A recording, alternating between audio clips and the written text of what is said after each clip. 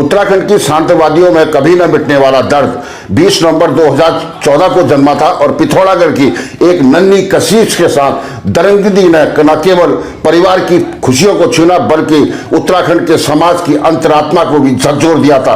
और हल्द्वानी की एक विवाह समारोह में लापता हुई यह मासूम बच्ची 6 दिन के बाद गौला नदी के किनारे मृत अवस्था में मिली थी और पोस्टमार्टम रिपोर्ट में भी स्पष्ट कर दिया था कि उसके साथ दुष्कर्म हुआ और फिर उसकी हत्या कर दी गई। यह घटना उस समय के लिए नहीं बल्कि आज भी हर माँ बाप के दिल में खौफ की गहरी लकीरें खींच कर चली जाती है।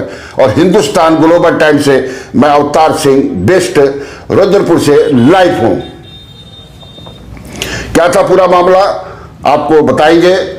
और निचली अदालत और उत्तराखंड उच्च न्यायालय नैनीताल ने इस मामले को गंभीर अपराध मानते हुए मुख्य अभियुक्त जो है अख्तर अली को मृत्यु दंड की सजा सुनाई। और यह फैसला समाज के लिए एक प्रतीक था।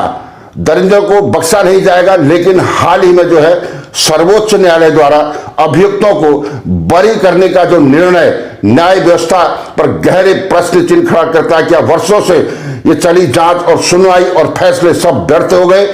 क्या एक मासूम की करुणा पुकार जो है केवल अब फाइलों में अदालती बहसों में सीमित रह जाएगी?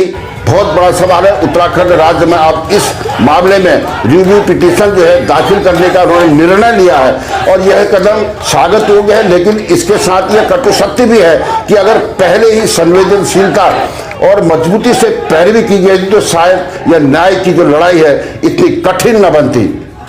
और आज सवाल सिर्फ कानून तकनी उसकी पहलुओं का नहीं है बल्कि समाज के विश्वास का है। और हर माँ यह सोचकर कांप रही है कि उसकी बेटी भी कहीं इंसाफ से वंचित न रह जाए। हर पिता अपनी बच्ची को देखकर भयभीत है कहीं कोई दरिंदा जो है उसकी मासूमियत को न कुचल दे। और यह मामला केवल कशिश का नहीं है बल्कि उत्तराखंड की हर बेटी के लिए यह जरूरी है कि न्याय की मर्यादा और स्वतंत्रता सर्वोच्च हो। लेकिन यह भी उतना ही सत्य है कि न्याय केवल किताबों और धाराओं तक सीमित नहीं है होना चाहिए।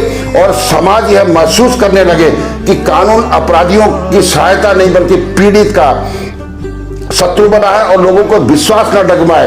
और अदालतें केवल फैसला न सुनाए बल्कि यह भी सुनिश्चित करें कि फैसले इंसाफ की गूंज बने। और आज जो है देहरादून के पिथौरागढ़ के बाद देहरादून की सड़कों में भी कैंडल मार्च निकाला गया। न्याय की मांग करती हुई भीड़ हम शर्मिंदा है जैसे नारे वहां पर लगाए गए। और उत्तराखंड के जनमानस और मौन नहीं रहेगा। यह सिर्फ एक परिवार की लड़ाई नहीं बल्कि उस समाज की जो लड़ाई है जो न्याय संवेदनता और इंसानियत पर विश्वास करता है। ये लड़ाई केवल उस माँ की नहीं है। और सरकार को भी चाहिए कि इस रिव्यू पिटीशन की जो पैरवी केवल औपचारिकता ना समझो बल्कि इस प्रदेश की असीमता विश्वास की लड़ाई माने। और समाज को भी चाहिए कि वह इस मामले में भूलने न दे, क्योंकि भूलने से जो है अपराधी की जो बड़ी जीत यहां पर होती है। और न्याय की देरी और खामियों का जो खामियाजा हमेशा पीड़ित और समाज को ही यहां पर भुगतना पड़ता है। और आज जरूरत है हम सबको यह संदेश दें कि कशिश अकेली नहीं थी, उत्तराखंड की हर बेटी उसके साथ है। और जब तक न्याय नहीं मिलेगा यह आवाज दबने नहीं दी जाएगी। उत्तराखंड की शांतिवादियों में जैसे मैंने बताया था 2014 को पिथौरागढ़ की नन्ही कशिश दरिंदियों ने उनकी खुशियां भी छीन ली और समाज की जो अंतरात्मा है उसको भी इन्होंने झकोर दिया था। जबकि वो नन्ही जो है वो विवाह समारोह में